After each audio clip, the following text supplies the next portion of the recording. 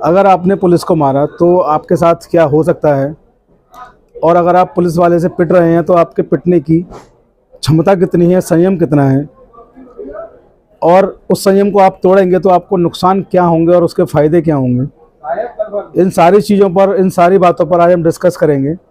तो आज का जो हमारा वीडियो है उसका शीर्षक ये है कि कोई पुलिस वाला, कर्मचारी या अधिकारी, कोई भी पुलिसकर्मी अगर आपको मारता है तो क्या आप उसे वापस मार सकते हैं। अगर कोई पुलिसकर्मी आपके साथ गाली गलौज करता है, मारपीट करता है, तो उसका प्रतिरोध आप कर सकते हैं, नहीं कर सकते हैं, या किस हद तक आप कर सकते हैं। जी हाँ, मैं आपका दोस्त Pratik Chaudhary, advocate, Chaudhary legal associate से आपका स्वागत करता हूँ, आपका वेलकम करता हूँ।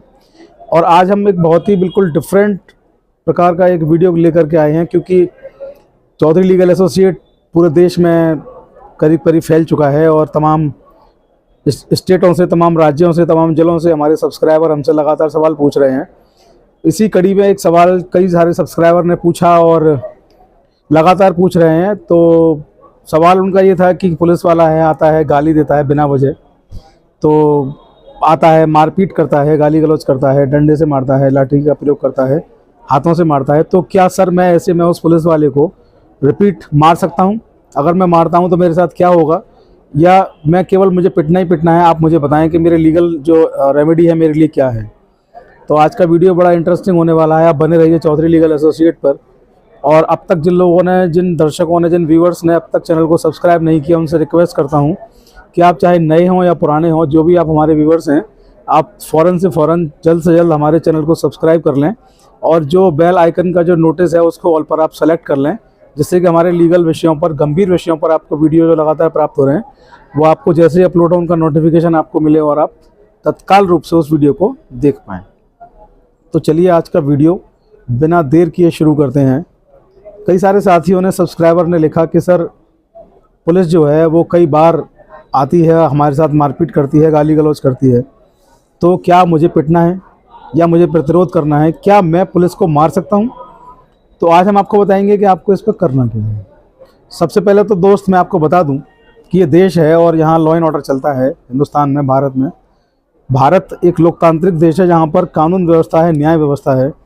तो सबसे पहले देश के एक जागरूक और जिम्मेदार नागरिक होने के नाते आपका कर्तव्य बनता है कि देश की जो मशीनरी है उस पर आप लोग हावी ना हो, आप लोग उसका प्रतिरोध ना करें। और पुलिस पर, चूँकि सारे पुलिस वाले गलत नहीं, कुछ हो सकते हैं पुलिस वाले गलत हों, तो पुलिस पर कभी आप हाथ ना उठाएं। उनके ऊपर लॉ एंड ऑर्डर को जिम्मेदार मेंटेन करने की जिम्मेदारी उन लोगों के ऊपर होती है।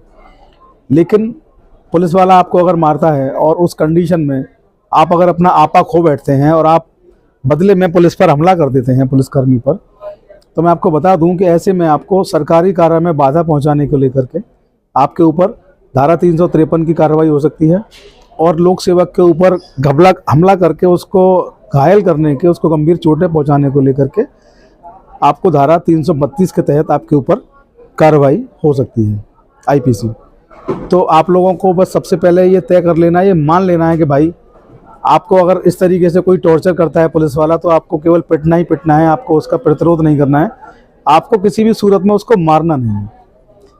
अगर वो गाली गलौज कर रहा है, आपको मार रहा है, तो आप उस वक्त पिट लीजिए और उसके जो उच्च अधिकारी हैं उनसे उसकी शिकायत करें, लिखित में शिकायत करें। आपके चोट आई हैं तो अपने आप डॉक्टरी मुआयना सेल्फ में जा करके अपने सरकारी अस्पताल में, अपने ज़िले के में अपना डॉक्टरी मुआयना कराएँ, और उस डॉक्टरी मुआयने के साथ अपना आवेदन उस ज़िले के जो SSP हैं उनको दें, DM को दें, उसके ऊपर दें। आप जो भी अधिकारी, जिम्मेदार अधिकारी हैं, अब आपकी रिपोर्ट आपकी दर्ज होगी।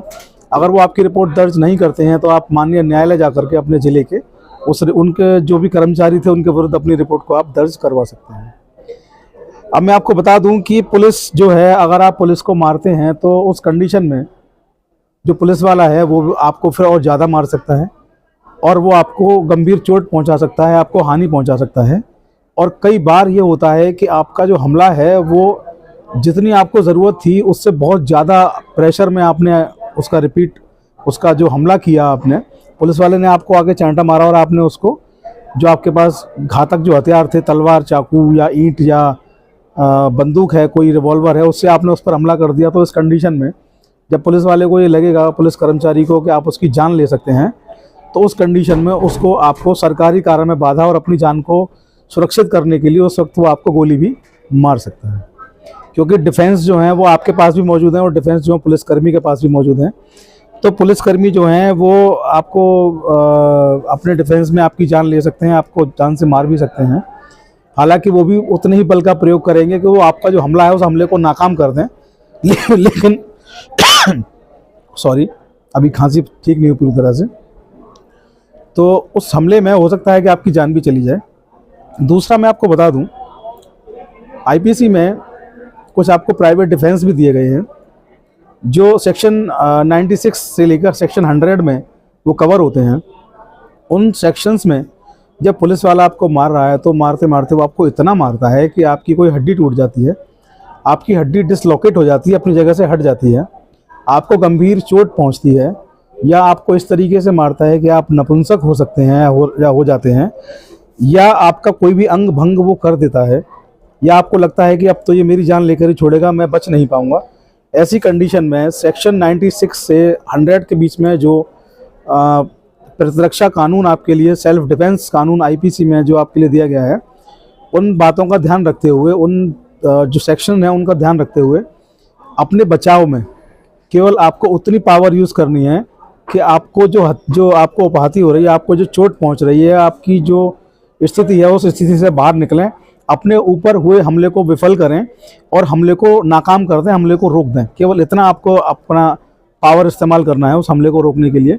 उस हमले में बाई चांस एक्सीडेंटल अगर पुलिस वाले के चोट लग जाती है, गंभीर चोट लग जाती है, कोई और भी घटना उनके साथ हो जाती है, तो इसके लिए आपको दंडित नहीं किया जाएगा, क्योंकि आपने अपने जीवन और जीवन से जुड़ी चीज़ों के बचाने को लेकर के संघर्ष के दौरान आपकी इच्छा उसको चोट पहुंचाने की नहीं, आपकी इच्छा उसको मारने की नहीं, आप केवल अपना डिफेंस कर रहे हैं। उस डिफेंस के दौरान अगर उसको चोट लग जाती है, गंभीर चोट उसको लग जाती है, या कोई और इंजरी उनको हो जाती है, तो उस चीज़ को लेकर के आपको कभी भी दंडित नहीं किया जा सकता। तो आप याद रखें दोस्त, आपको केवल उतना ही अपना पावर इस्तेमाल करना है जितना कि आपकी जो जीवन है, आपके जीवन को सुरक्षित करने के लिए आवश्यक है। आपको ये सोचकर हमला नहीं करना है कि मैं इसकी जान ले लूँगा। अगर आप ऐसा करते हैं तो आप निश्चित तौर पर हत्या के मुकदमे में या तमाम मुकदमों में आप जेल जा सकते हैं। जो भी इंजरी होगी उस इंजरी को लेकर के आप जेल जा सकते हैं। तो बस मैं आपसे फिर बता दूं कि आप भारत के जिम्मेदार नागरिक हैं और आपका कर्तव्य है कि लॉ एंड ऑर्डर को आप मेंटेन करें। तो पुलिस, अगर ऐसा कोई पुलिसकर्मी आता है तो आपको उसको घायल नहीं करना है, आपको उस पर हमला नहीं करना है। आपको केवल, अगर वो आपको मारते हैं, गाली गलौज करते हैं, तो आप पिट लीजिए, कोई बात नहीं। उनकी शिकायत लिखित रूप में डॉक्टरी मुआयना आप करा लीजिए, उसके साथ में सीनियर्स जो पुलिस ऑफिसर्स है, कोर्ट है, वहाँ पे जाकर के प्रार्थना पत्र दीजिए, उनके विरुद्ध आपकी रिपोर्ट भी दर्ज होगी। तो आज के वीडियो में इतना ही, जो बताना चाहता था मैं आपको बता चुका हूँ, सारी चीज़ें क्लियर हो चुकी हैं। इसके बाद भी आपका कोई सवाल अगर रह जाता है तो आपके कमेंट्स आमंत्रित करता हूँ, आप कमेंट लिख कर हमें पूछ सकते हैं। बने रहिए चौधरी लीगल एसोसिएट्स पर। जय हिंद, जय भारत, जय भीम, नमस्कार।